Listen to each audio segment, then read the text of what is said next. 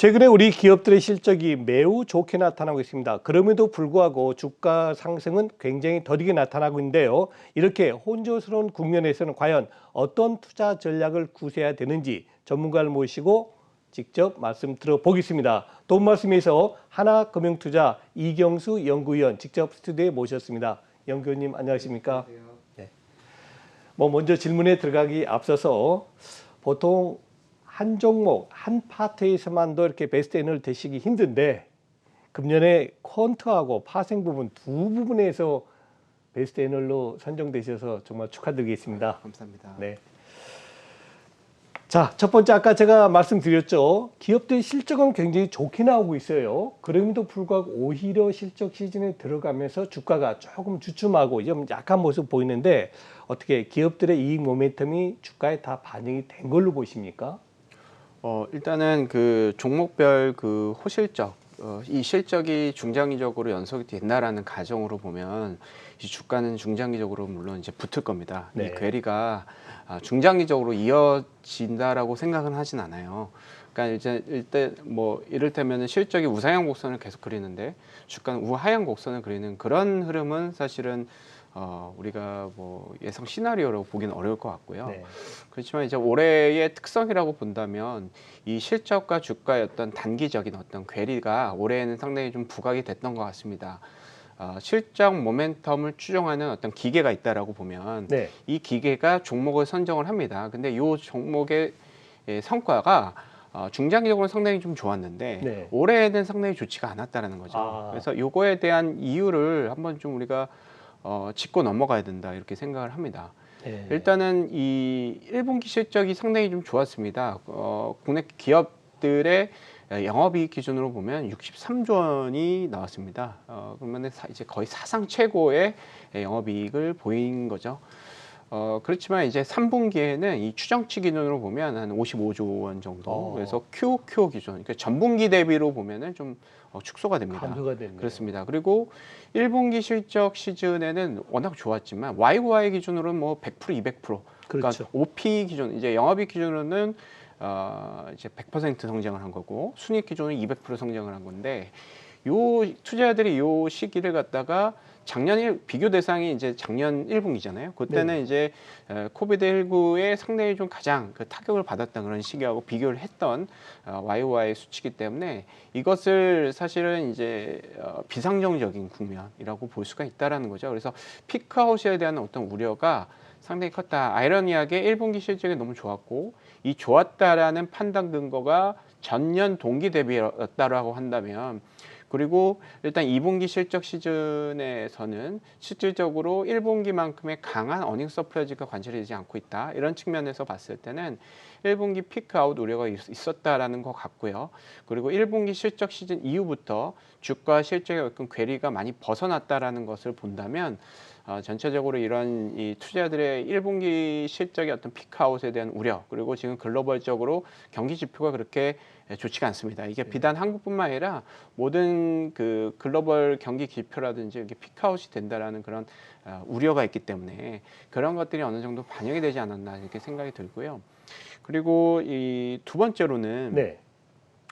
일단은 실적이 주가와 연동성이 좋지가 않다라고 하면 이 실적과 주가의 어떤 관계 외에 다른 이 지표가 주가 연동성이 컸다라고 볼 수도 있겠습니다. 그렇죠. 예. 그렇지만 이제 요게 이제 실적이 아니었다라고 봤을 때 네. 지금은 저희가 이제 생각하기에는 ESG 관련한 어떤 그 투자 아이디어가 아니었나 이렇게 생각이 듭니다.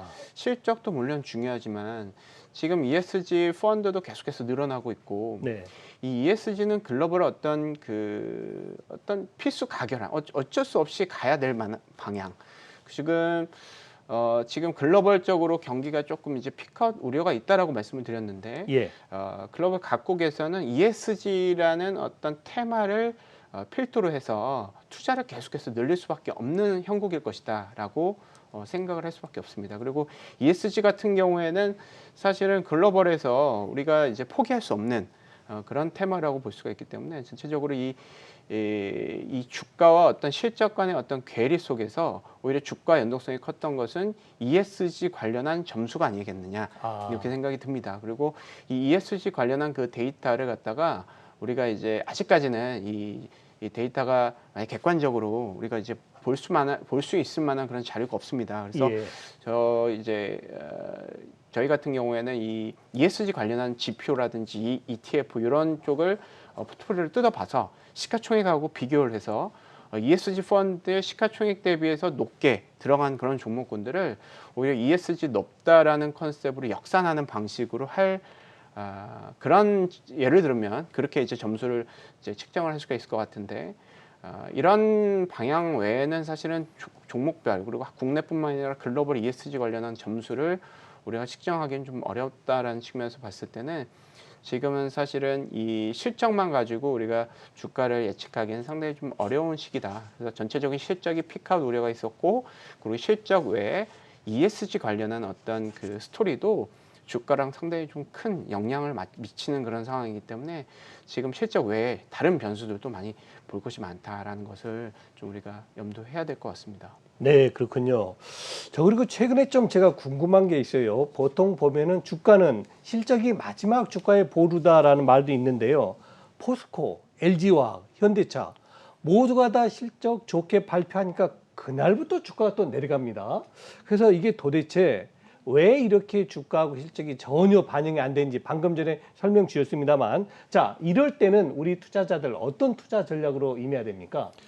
일단은 지금 실적이 주가랑 워킹을 하지 않기 때문에 네. 지금 뭐 개인 투자자 분들도 그렇겠지만 뭐 기관들의 어떤 펀드 매니저들이라든지 뭐 이 국민연금이라든지 예를 네. 들어서 이렇게 큰 기관을 이제 주식 운용을 하는 매니저분들도 모두 다 어렵습니다. 왜냐하면 모두 다 그 실적과 주가 어떤 이 연동성에 따라서 우리가 투자를 한다라는 그런 스킴을 공통적으로 가지고 있거든요. 네. 근데 이것이 맞지가 않기 때문에 사실 쉽지가 않습니다. 그래서 저희 같은 경우에는 약간 단기적으로 기관들의 수급 팔로우, 트렌드 팔로우 전략. 그러니까 단기적으로 기관들이 있던 종목군들을 샀다. 그러니까 이를테면은 ESG 관련한 어떤 이 펀드가 계속해서 지금 글로벌 런칭이 되고 있습니다. 그리고 지금 뭐 글로벌 이 주가는 우상향하다가 약간 횡보하는 모습이 관찰이 되지만 ESG 관련한 ETF는 계속해서 우상향 곡선을 그리고 있다는 것이죠. 그러면은 그 펀드에 어떤 종목군들이 포함이 되어 있는지가 되게 중요하다는 얘기가 그렇죠. 되는 것 예. 같습니다.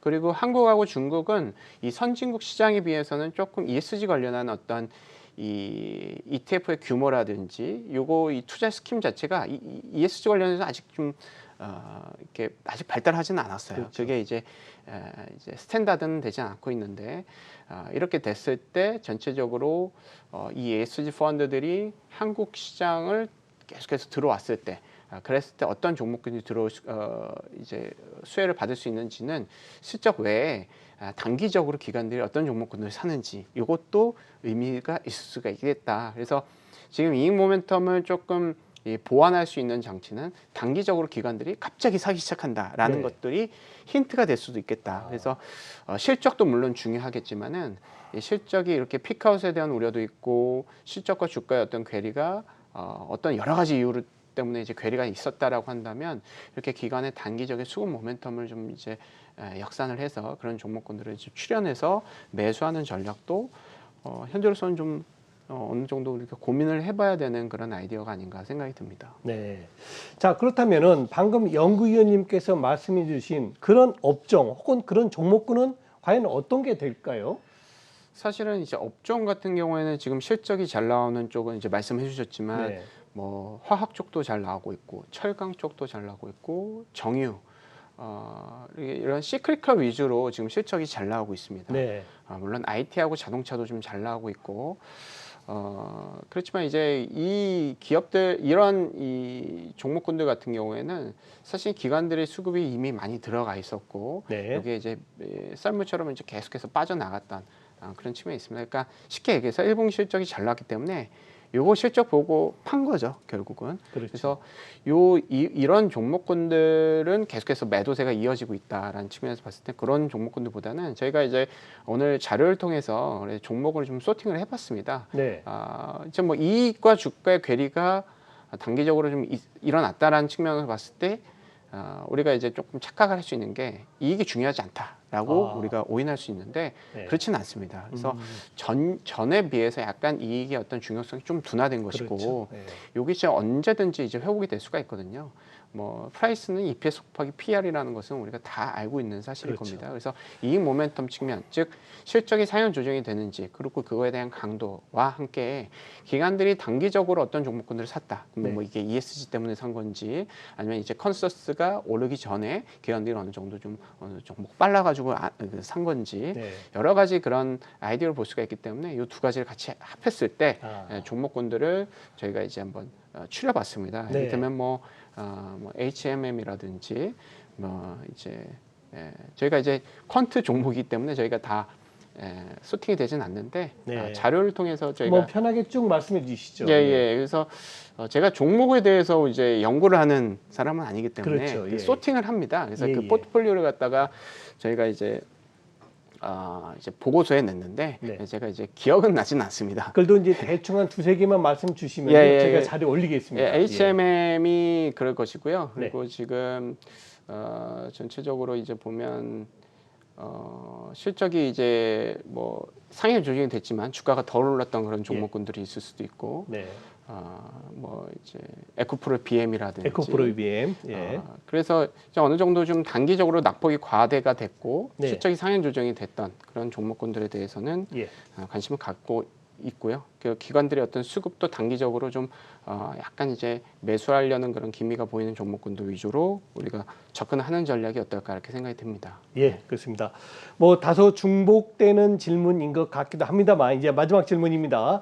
자, 우리 또 연구위원님은 콘트를 담당하시기 때문에 8월 이후에 시장을 선도할, 시장을 주도할 업종은 과연 어디에서 나올까요? 그리고 거기에 투자하실 때 우리 투자자분들 조금 아이디어를 좀 주시면 고맙겠습니다.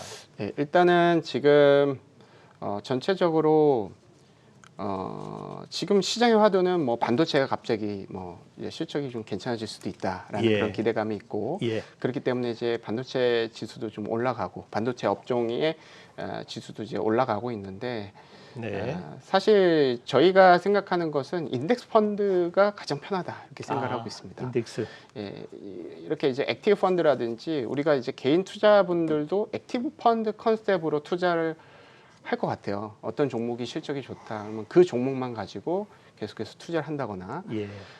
그렇지만 지금은 전체적으로 ESG 관련한 어떤 펀드에 계속해서 설정이 늘어나고 있고 그러면은 우리가 이제 실적은 좋지만 이게 ESG 관련한 우리가 이 실적의 의미가 상당히 좀 우리가 알 수가 없잖아요. 그렇죠. 그리고 지금 배당도 우리가 좀 생각을 해봐야 될 것 같은데 배당하고 이익이 가장 문제입니다. 그러니까 배당 좋고 이익이 좋은 종목군도 우리가 좋다라고 생각을 했지만은 ESG 관련한 어떤 그 투자 아이디어가 대세가 된다라고 했을 때 배당을 많이 할 게 아니라 배당을 조금 줄여가지고 ESG 관련한 투자한 쪽을 우리가 더 좋게 보겠다라는 컨셉으로 ESG가 들어가게 된다면 실제로 이익이 좋거나 이 배당이 좋은 종목군은 오히려 이런 펀드 플로우 측면에서 조금 소외가 될 수가 있다는 측면이 있습니다. 그렇다고 이제 제가 말씀드렸다시피 지금 참 어려운 게 ESG 관련한 우리가 종목별 ESG 데이터를 우리가 구독하는 것도 아니고 ESG 관련한 그 지수 관련한 어떤 아이디어가 없기 때문에 그리고 그 실적이 ESG와 어떤 연동이 있는지 우리가 알 수가 없기 때문에 가급적이면 이 지수 위주로 어떤 이제 패시브 전략으로 인덱스를 매수하는 그런 전략이 어떻겠느냐 이렇게 생각이 들고요. 하반기에 또 우리가 이제 주목을 해야 되는 것이 기존에 주가가 많이 올랐던 종목군들을 차익 실현을 하는 수요가 분명히 있습니다.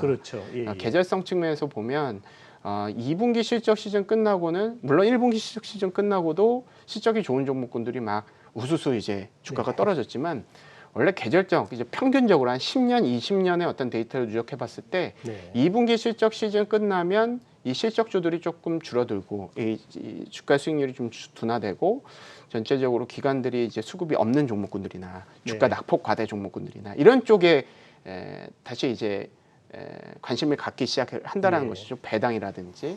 그렇기 때문에 우리가 이거를 다 계속해서 쫓아다니면서 투자하기 상당히 좀 어렵습니다. 그래서 아니면 이제 아예 어떤 종목군들을 딱 집어서 중장기적으로 실적이 좋은 종목군들을 갖다가 장기적으로 투자를 하거나 아니면은 이런 단기적으로 우리가 투자하시는 분들 같은 경우에는 오히려 인덱스 컨셉으로 우리가 어느 정도 수익을 가지고 우리가 이제 요거를 이제 매매하는 전략이 현재로서는 조금 더 적합한 전략이 아니겠느냐 생각이 듭니다. 참 네. 지수는 오르지만 참 이제 좀 많이 답답한 생각이 많이 들으실 수도 있을 것 같아서 네. 제가 이런 얘기를 한번 좀 드려보고 있습니다. 네, 알겠습니다. 자, 지금까지 시장 전반적인 흐름에 대해서 짚어주시고 대응 전략까지 살펴봤습니다. 하나금융투자의 이경수 연구위원이셨습니다. 연구위원님 감사합니다. 네, 감사합니다.